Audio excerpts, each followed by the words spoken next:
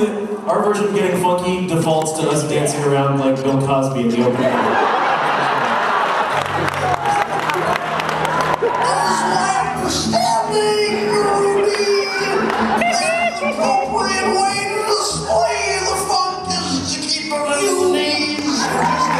Delightful, disapproving look from this lovely young lady in the front row. Oh, God. They haven't even introduced the song and they're doing Cosby already. It's only going to get whiter from here, man.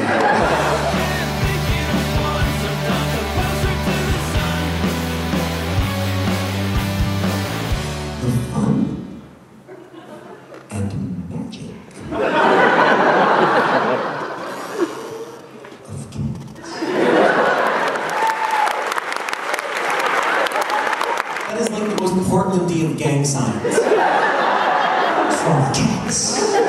Hello Earthlings, you are watching Adam the Alien, and last week I endured 29 minutes of the Captain's Wife's Lament. In completely unrelated news, yesterday Hey Marseille released their most recent album, but we'll get back to that later. First we need to rewind to last Wednesday. A week ago today I went to see Will Wheaton versus Paul and Storm. They were performing in Portland, and when I found out I could not miss it, especially since I was skipping this year's Emerald City Comic Con. Yeah, that was one of those decisions where I weighed the pros and cons of spending all of my money going to and spending time at the con, or staying here and making some money on a job. Tough choice, I know. But I didn't want to wholly miss out on the nerdery, so of course, I had to go to this. Now, I think anybody watching me is gonna know who Will Wheaton is. You know the first acting job I ever had was in a commercial with Bill Cosby? 4 Jell-O pudding pops. Wow. True story. How could I have known you this fucking long and not known that? You should have led with that fact the day I met you. I should stop burying it for You should have that shit written on a shirt that you wear every day. I think I'm gonna change my bio so it just says that. Ignore Will Wheaton's 56-page resume on IMDb. He was once in a commercial with Bill Cosby. But who, you ask, are Paul and Storm? Well, actually, if you're asking that, I am so sorry for you, because they're awesome. Where did Storm's beard go? His Greek fisherman's hat ate it. I am not in charge of my beard. You can't keep the beard. I am not in charge of my beard as my ZZ Top cover band. Paul and Storm are a musical comedy duo who are just unmissable. If they ever come in your area, I highly recommend seeing them. You just haven't lived until you've heard things like We Are the Opening Band and Frogger the Musical. I've had Frogger the Musical stuck in my head for a full week now, so thanks, Paul and Storm. Thanks for that. Actually, it is a really good song, just on repeat it can get a little repetitive. Even as I'm recording this, the musical Konami code is playing over and over in my head. Up, up, down, down, left, right, BA. On the plus side, having that rolling around and around in my head made it a lot easier to remember the code when the time came to input it into the DFTBA Records website as a secret Easter egg thing to get the entire site to do the Harlem Shake. If you haven't done that yet, go to dftba.com and just on the front page, just type up, up, down, down, left, right, BA, and watch the site dance. Actually, they implemented that a few weeks before YouTube did, so go DFTBA. You're trend-setting. I don't know what this is, but I'm going to do it no, I'm just gonna stop now. Will Wheaton versus Paul and Storm turned out to be, as I kind of expected, a mini Wootstock event. It lacked Adam Savage, who is one of the pillars required to call it a true Wootstock. But in addition to Mr. Wheaton and the good sirs Paul and Storm, we also had the incredible additions of the Doubleclicks. If somebody could take a picture of us right now to prove that we are Paul and Storm, that would be great.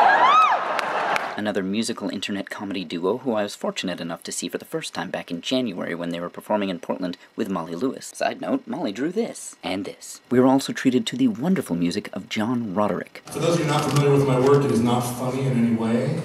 My music is about having a feel. And also the feels aren't, it's not evident what the feels are about. I think you know what I mean. I think you are familiar with that. What does this feel? I don't know.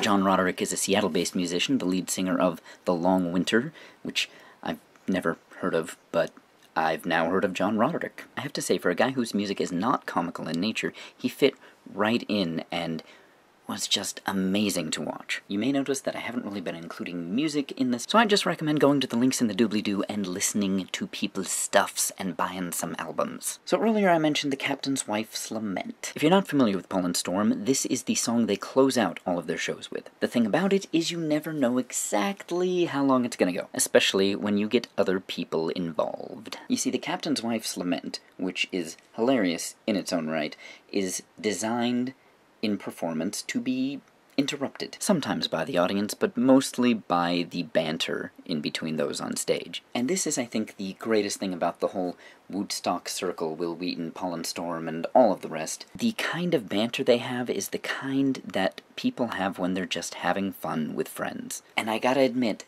that's kind of what I want to see the most. I want to see people who are having fun doing what they do with people they like to do it with. And on that front, this show had no shortage. Alright, moving on, in addition to that show, it turned out to be a week of musical splendor when my dad and I discovered just a few hours before it was going to happen that Hey Marseille was performing in Portland. The first and unfortunately last time prior to this show that I saw Hey Marseille in person was at First Night Tacoma. For those who don't know, First Night is Tacoma's New Year's Eve festival. Hey Marseille as a band is really difficult to describe. I can say that their music is very cinematic. My friend Abby once said in a video that their music kind of makes her think of Amelie, and it does have that very kind of French sound, but at the same time it really doesn't. It probably says something about the band that their trumpet player just could not keep still when he wasn't playing. He would be dancing, he'd be joining in with the drumming, he would just be moving. And I think that really describes Hey Marseille, whether their music is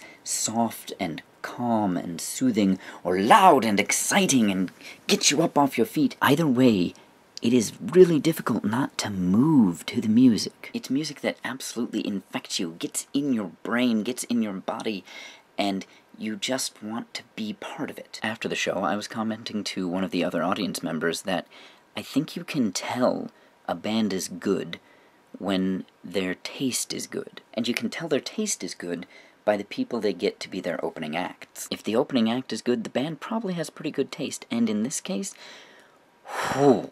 For this show, Hey Marseille recruited Deep Sea Diver as their opening act, and holy hell. Deep Sea Diver, I also don't quite know how to describe. iTunes classifies them as alternative, but really, what does that mean? In this case, it means you got a kind of bluesy, jazzy, rock, alternative, grunge, wibbly-wobbly thing. It means you've got a lead singer with a gorgeous voice, and a drummer who on stage really pulls in all of the attention because his whole body is moving with every single strike, and you can tell from the look on his face that he just loves the song. And again, it all comes back to that loving to watch people who are doing something they love. Whether it's Deep Sea Diver, Hey Marseille, Will Wheaton, Paul and Storm, or any of the other people I enjoy watching and really enjoyed watching this week, you can see and hear that they really enjoy what they're doing. And that's something that doesn't require any specific genre, nor does it require me to be able to really describe their style to you.